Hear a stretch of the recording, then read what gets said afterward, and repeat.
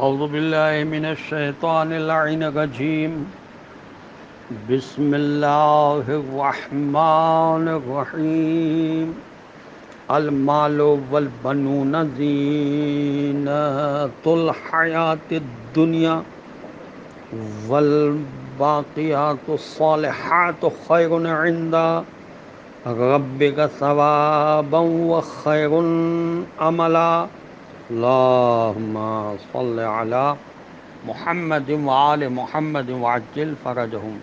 السلام علیکم ورحمۃ اللہ وبرکاتہ۔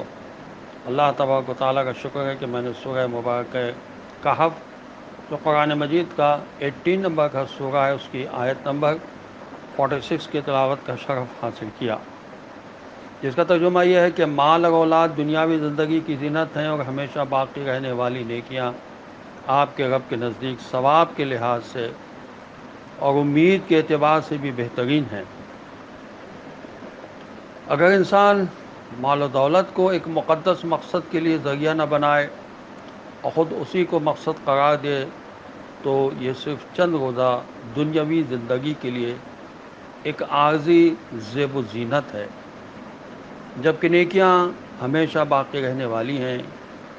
شیعہ و سنی ماخذ میں کثرت سے یہ روایت ملتی ہے کہ باقیات الصالحات سے مراد تسبیحات اربعہ سبحان اللہ والحمد للہ ولا الہ الا اللہ واللہ اکبر ہیں۔ بعض دیگر روایات کے مطابق اس سے مراد نماز ہے۔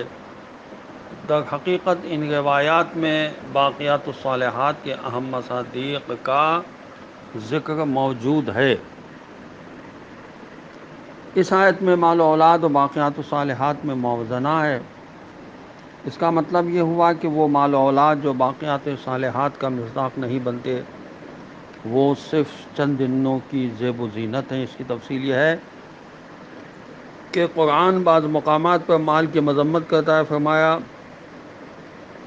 والذین یکنزون الذھب والفضة ولا ينفقونها فی سبیل اللہ وبشرہم بعذاب علیم۔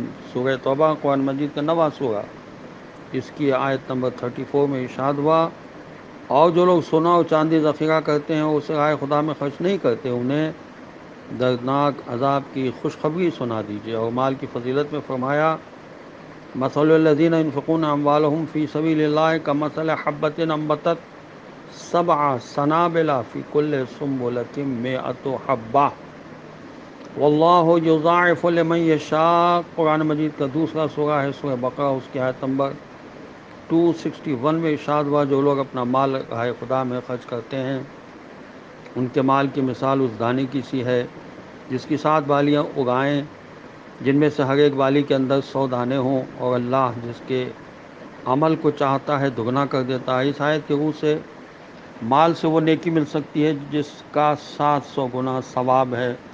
واللہ یضاعف کے مطابق اس کو دگنا کریں تو 1400 ہو جاتے ہیں۔ اولاد کے بارے میں فرمایا وَاعْلَمُوا أَنَّمَا أَمْوَالُكُمْ وَأَوْلَادُكُمْ فِتْنَةٌ وَأَنَّ اللَّهَ عِندَهُ أَجْرٌ عَظِيمٌ۔ سورہ انفال قرآن مجید کا 8واں سورہ، اس کی آیت نمبر 28 میں ارشاد ہوا، اور جان لو کہ تمہارے اموال اور تمہاری اولاد آزمائش ہیں اور بے شک اللہ ہی کے ہاں اجر عظیم ہے۔ دوسری طرف انبیاء علیہ السلام اللہ سے اولاد مانگتے ہیں، رب ھب لی من لدنک ذریۃ طیبہ۔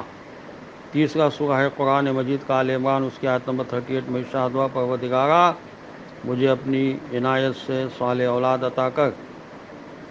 والذین آمنوا واتبعتہم ذریتہم بإیمان الحقنا بہم ذریتہم۔ سورہ طور قرآن مجید کا 52 نمبر کا سورہ ہے، اس کی آیت نمبر 21 میں ارشاد ہوا، اور جو لوگ ایمان لے آئے اور ان کی اولاد نے بھی ایمان میں ان کی پیروی کی ان کی اولاد کو جنت میں ہم ان سے ملا دیں گے۔ جنات عدن یدخلونہا ومن صلح من آبائہم وازواجہم وذریاتہم۔ سورہ رعد کی آیت نمبر 23 میں ارشاد ہوا، دائمی جنتیں ہیں جن میں وہ خود بھی داخل ہوں گے اور ان کے باپ دادا، ان کی ازواج اور اولاد میں سے جو نیک ہوں گے۔ رسول کریم صلی اللہ علیہ وسلم سے روایت ہے الوالد الصالح ریحانۃ من اللہ۔ اصول کافی کی تیسری جلد میں یہ موجود ہے حدیث، نیک اولاد اللہ کی طرف سے ایک تحفہ ہے۔ دوسری جگہ فرمایا من سعادت الرجل الولد الصالح، یہ بھی اصول کافی کی تیسری جلد میں ہے کہ نیک اولاد انسان کے لیے باعث سعادت ہے۔ والسلام علیکم ورحمۃ اللہ وبرکاتہ۔